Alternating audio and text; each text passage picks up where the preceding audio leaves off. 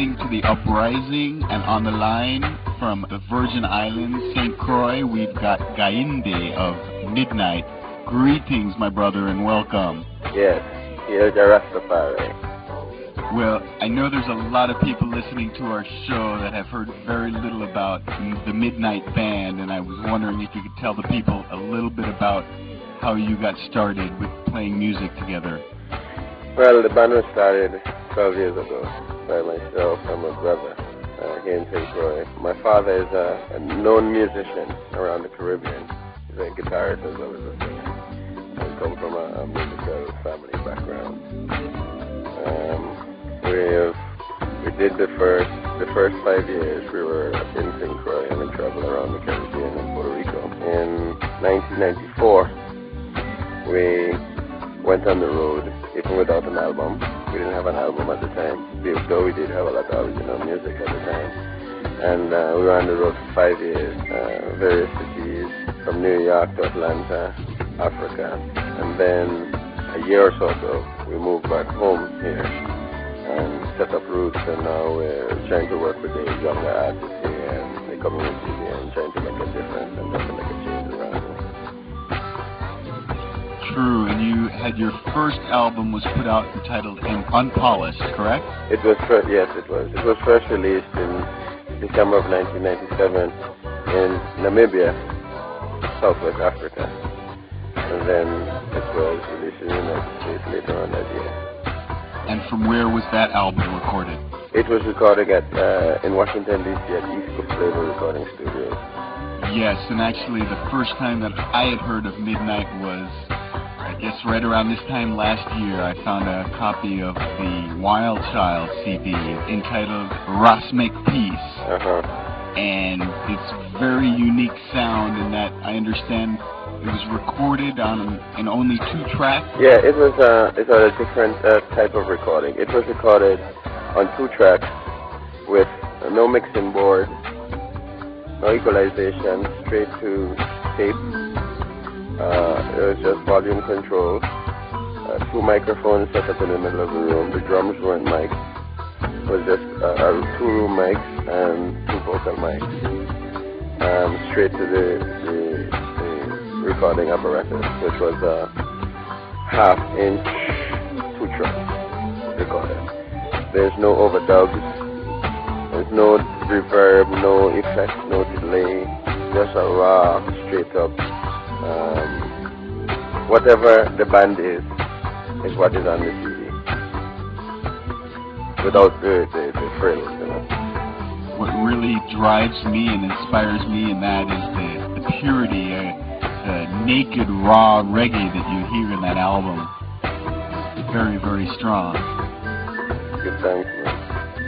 And one song that moves me particularly, and maybe you could expound on it a little bit, is the song Hieroglyphics from that album. Yeah.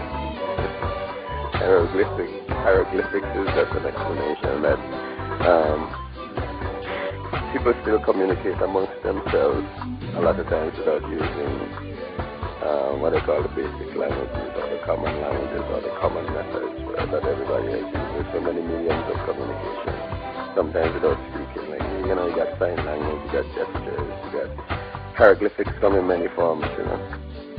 Graffiti, slang, word sound, different word sounds, different ways of writing and saying things. That's a modern hieroglyphic.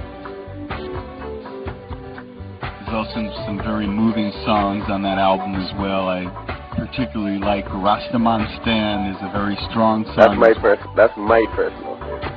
Yes, on the album, Rastaman Stan, because I think that is our motto.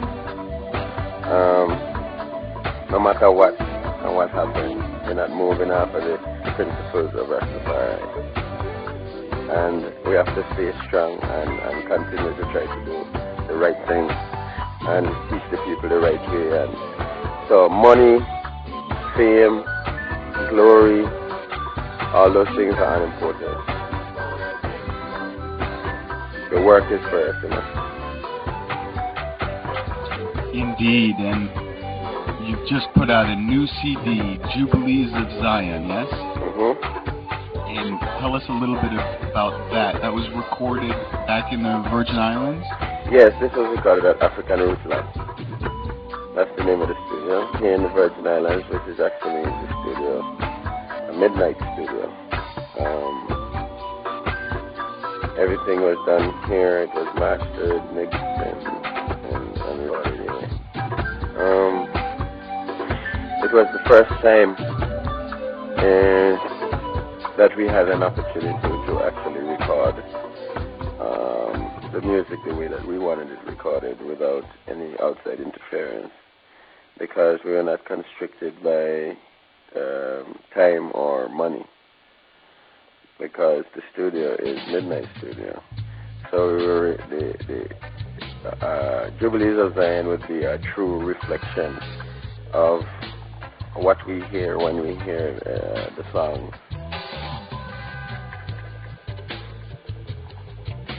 Yes, and you have one song on there, the last song, One.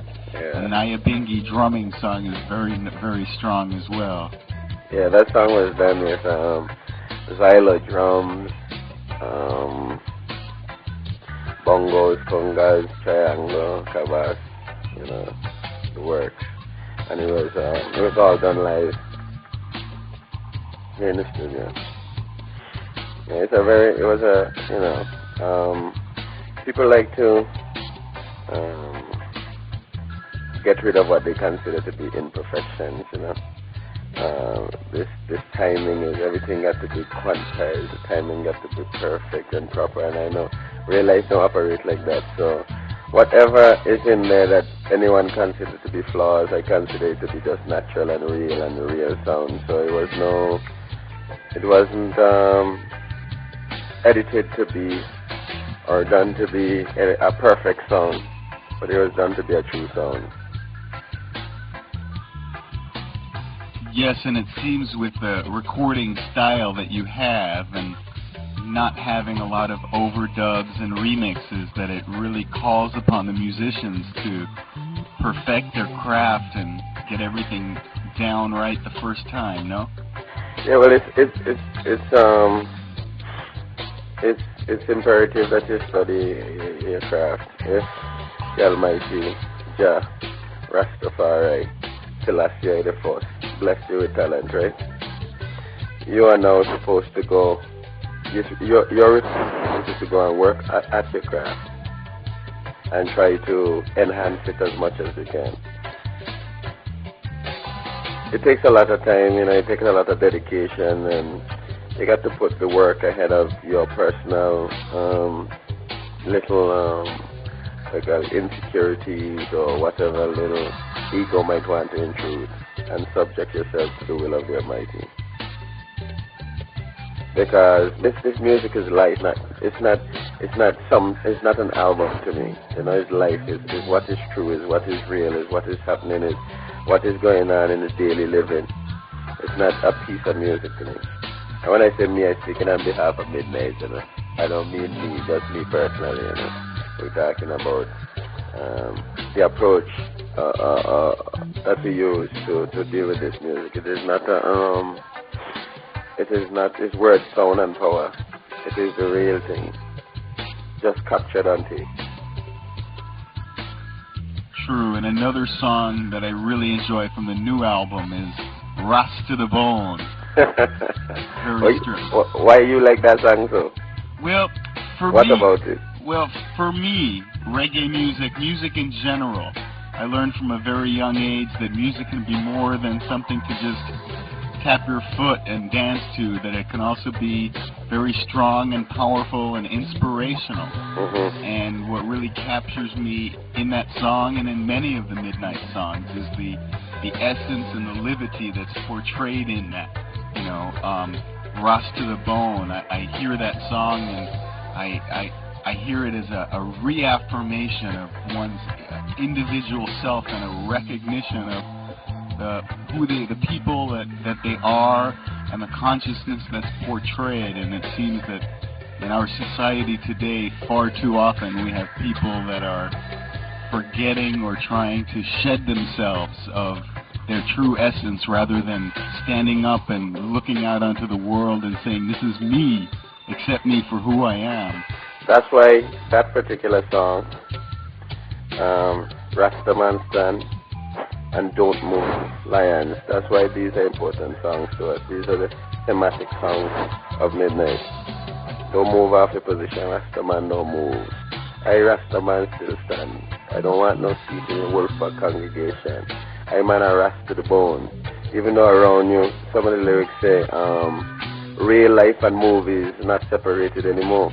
Everything people see on TV is what I try to emulate right now, but we still got the foundation people that going to stay and try to live up to the liberty and try to live it the right way, you know, it's righteousness.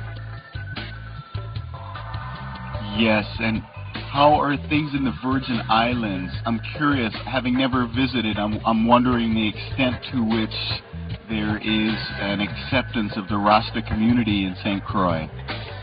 Well, St. Croix is really a reflection of the rest of the world, you know. Whether they want to or not, they have to respect the Rasta community. They know what Rastafari stands for, and there is righteousness and upful living. And the respect is there. I mean, some people will try to deny it, but I mean, a lot of the young people, a lot of the youth right now, that's who they look to for the guidance. And St. Croix is I think St. Croix is one of the important places on the planet right now for this kind of word sound and this kind of, there's a kind of real militant and strong vibe here for music in general, and especially the reggae music right here. St. Croix is a different kind of place. There's a different energy here, you know, and a lot of the music feeds off of that, you know. When the first two albums were written in Washington D.C. most of the time, or on the road, wherever, and according to the flow and the vibe, that's how you write the music, you know. In Jubilees of Zion, we were here for a while without venturing out to do anything, and so that CD is a lot of is also a reflection of the vibes that's going on in Virgin Islands right now.